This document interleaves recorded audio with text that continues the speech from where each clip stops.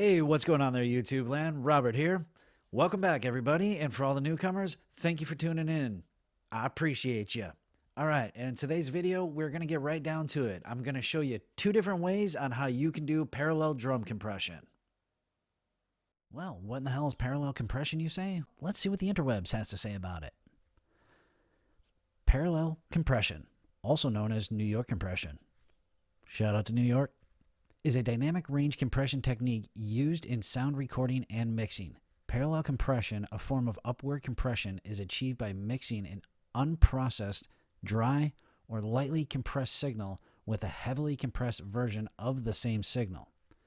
Rather than lowering the highest peaks of the purpose of dynamic range reduction, it decreases the dynamic range by raising up the softest sounds, adding audible detail. It is most often used on stereo percussion buses in recording and mixdown, on electric bass, and on vocals in recording mixes and live concerts. If that was a little confusing, basically what it is you have, let's use drums as an example because that's what I'm going to do. You have your drum bus that is not heavily compressed. That's your nice, good mixed down signal that is dry. You have another drum bus that is compressed as hell, squashed down, and you blend them together. They're parallel. They're next to each other. So that's why it's called parallel drum compression or parallel compression or New York compression, as we now know. It's just your dry signal, your dry bus, blended with a heavily compressed bus. All right, let me show you how it's done. All right, so setting up parallel drum compression is a lot easier than it sounds and a lot easier than the explanation of what it actually is. So this method here should work in just about every single DAW. This method obviously will work for a fact in Studio One, but basically what you want to do is you've already got your one drum bus here, as you can see, marked drums, but go to your first channel, select it, go to your last channel, hold down Shift, boom, they're all highlighted. Go to the plus right here on sends, add bus channel, and then if you're in Studio One, hit F5 to open up your browser.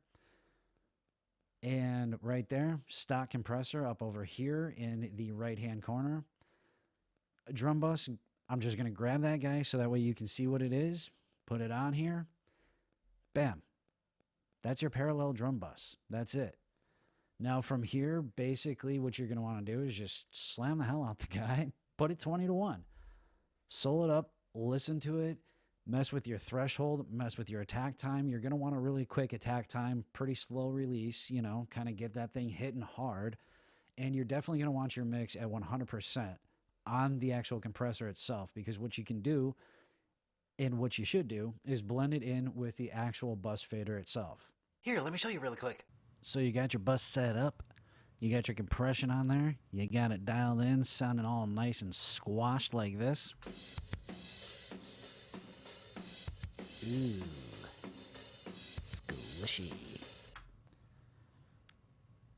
All right, now the thing to do is bring it down, turn your drums on, and then dial this guy into taste.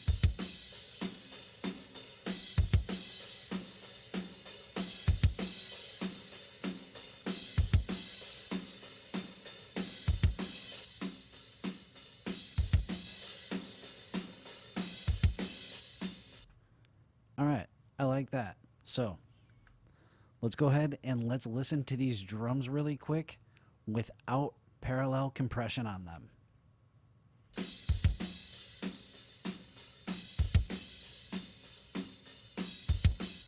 Now let's give it a listen with the parallel compression.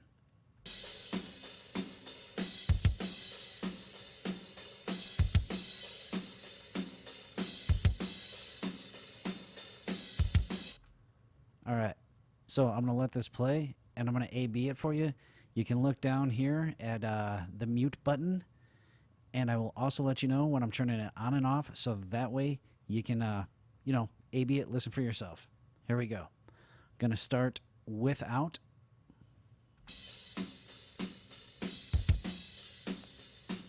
All right, with it.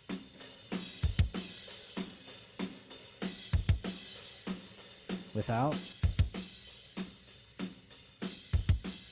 with it, without. Now when I turn it back on, listen to the kick and listen to the cymbals. All right, putting it back in.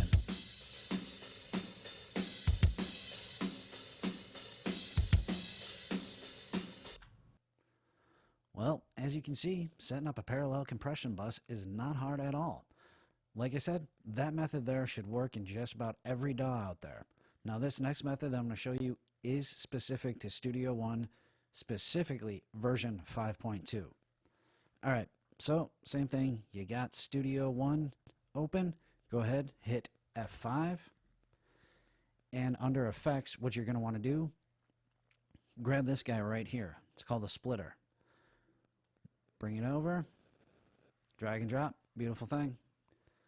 Make sure that it is exactly there where you want it. Again, we're just going to grab a stock compressor so that way, you know, you can do it yourself at home. Stock compressor.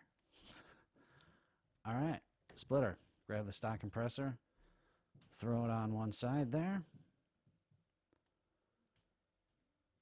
Go ahead. Hit the little drop down arrow, edit, once again, throw your ratio up as high as you want, mess with your threshold, mess with your knee, mess with your attack. Again, same deal as the last bus. You want to address it the same way. You want a high ratio, you want to mess with your threshold until you like it, your attack, your release, and you're going to want your mix here at 100%. So that way, when you're here and you have the splitter page open, you use this guy just like you would use that parallel bus fader. Go up and down right here, and that is how much of the compressed signal you'll bring into that channel. And you always want to make sure that right here on split mode that you're in normal. That's it. That's how you do the specific to Studio One version 5.2 parallel compression bus. There you have it, folks. Parallel compression in a nutshell. Pretty easy, huh? A lot easier to understand how to do it than it is when you actually read the definition on the interwebs. Gives you a little bit more of an understanding when you actually put it together, route it yourself, huh? And like I mentioned before, that first method that I showed you, that will work in every other DAW. The second method, that is specific to Studio One 5.2. Well, I hope that takes care of any questions that you had on parallel compression. If you do have any more, please feel free to leave a comment down below and ask away. That's what I'm here for. And if you did like any of this content of the video, please like, subscribe, and comment down below. And if you want, you can hit that bell notification for future videos. All right, guys, I do appreciate you watching. Thank you, and I'm out. Take it sleazy, guys.